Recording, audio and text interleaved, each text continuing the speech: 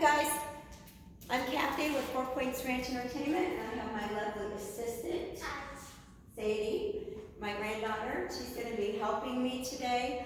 We are going to do, we're going to feature an animal on a few different videos. We thought maybe you could use them for school, or just maybe you might be interested in some of the facts that we'll present in these videos with the different animals. So today we're going to be focusing on llamas, and this llama is Jewel. We've had her since she was 6 months old. When she came to live with us, she was a crazy lunatic. She ran everywhere, and she is still a fraidy cat. So if she were to get loose, she would run from us, and we'd have to gather together and get her and get her cornered and then get her. Once we have her caught, she's a sweet, adorable llama. Okay, but we have to catch her. That's her really only fault. Jewel is her name, and she is 6 years old. And I hope you can see her okay. She's kind of getting out of the camera view. Let me turn the camera view towards her a little bit. She's a little bit nervous. This is new to her to be in here, but she's in and out of buildings for different events that we do, so she's not afraid of that, but each one is still different. It takes some getting used to. So llamas are extremely smart. They can be taught tricks, which she knows how to lay down on command, and I will show you that here in just a little bit. Llamas are typically up in the or in Chile and Peru, those areas. They are used quite often for pack animals. They can carry up to about 35% of their body weight. However, if you get them overweighted with anything that they feel is too heavy for them, they will just often lay down and stop. They will not go farther than that. They are also desirable for their fiber is desirable. There are 2 different types of fiber with llamas, the huakai and the suri. The huakai is more of a wool, kind of like sheep wool, and the suri is more silky and long, kind of like dreadlocks, and it's silkier. Those are the 2 basic types of fiber that you'll find. There's many different colors though. Llamas need to be sheared once a year. Typically when you shear them, you will also trim their nails. Llamas have 2 toenails.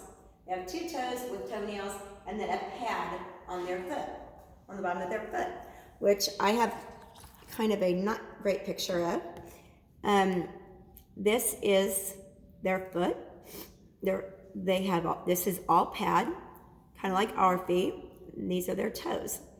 And when you shear them, you trim their toenails back, the tips of their toenails. I don't know if you can see that or not. There's tips.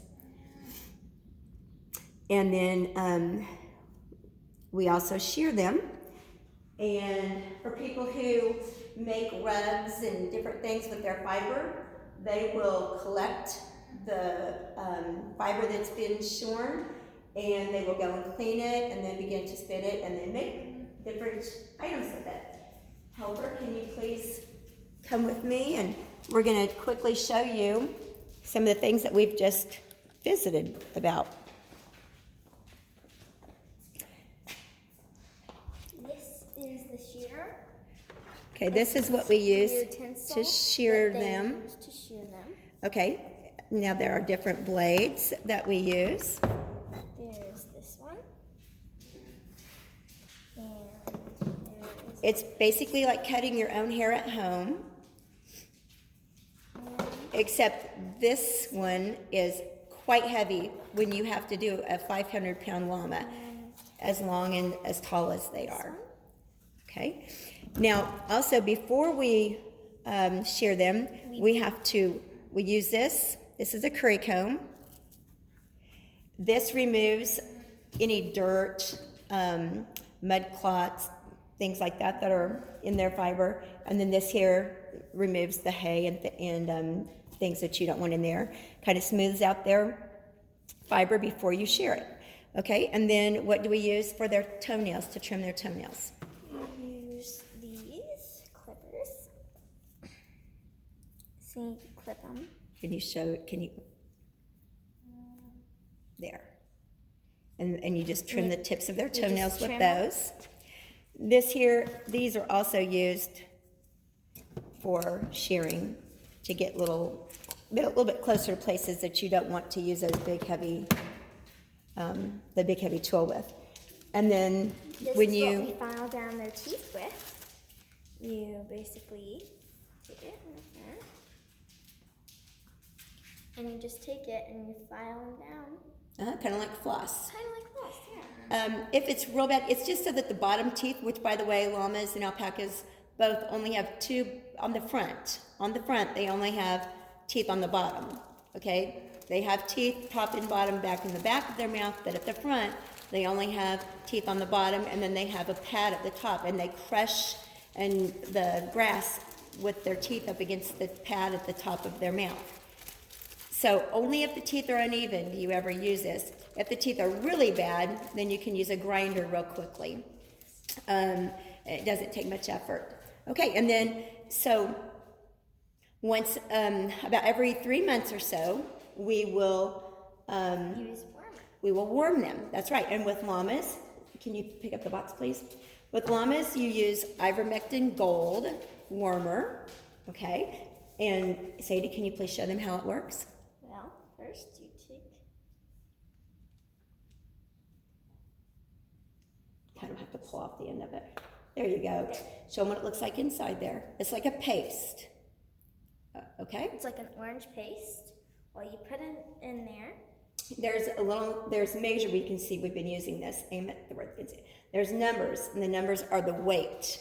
Okay, so you'll put the weight of your llama. So if the llama is 300, you'll roll this round thing here to 300, and then between wherever the orange thing is and this, you'll squeeze out the paste into their mouth or their food, because they're just like the rest of us. They don't particularly care for the way it tastes. So sometimes they'll spit it back out, but if you're smart and you mix it with grain or something yummy they like, they'll go ahead and eat it down. Okay, now their fiber, often their fiber is used in rug making, clothing, ropes, different products such as that. This is a rug that actually is made of llama fiber. See, it's very soft. It is, yes, I know you cannot comprehend how soft this rug is, but let me tell you, it is extremely soft. I thought this was so cool, and this was like the deal of the century. I actually got this years ago at Goodwill, and it was $3.99. So whoever put it out did not know what they were doing, because it should have been much, much more than that. Okay, now we're going to go back to the llama.